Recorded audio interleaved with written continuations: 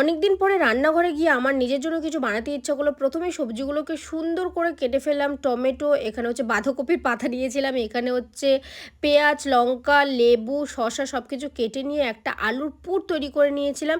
এখানে লঙ্কা, হলুদ আর একটু মিট মশলা দিয়েছিলাম, আর কিছু দিইনি। রুটিটাও নিয়ে নিয়েছিলাম, রুটিটা কিন্তু আমি সেঁকে নিয়েছি। হ্যাঁ, ডিমটাও কিন্তু আমি ভেজে নিয়েছিলাম, ২ টো ডিম নিয়েছিলাম।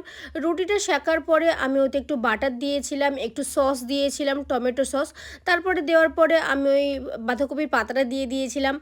আর তারপরে একটু আলুর আর ডিমের যে পুরটা তৈরি করেছিলাম সেটা দেওয়ার পরে পেঁয়াজ, লঙ্কা, লেবু, একটু লেবুর রস দিয়ে দিয়েছিলাম, আর একটু লঙ্কাটা বেশি করে দিয়েছিলাম, তার কারণ লঙ্কাটা আমি বেশিই খাই। টমেটো দিয়েছিলাম। দেওয়ার পরে আমার রেডি স্যান্ডউইচ, গরম গরম স্যান্ডউইচ। আর এত খেতে টেস্টি হয়েছিল যে কি বলবো। আমার তো অনেক সুন্দর লেগেছিলো। আমার যখনই কিছু খিদে পায় তখনই আমি এটা করে বানিয়ে ফেলি। তোমরাও কিন্তু বানিয়ে ফেলতে পারো খুবই সহজে। টাটা!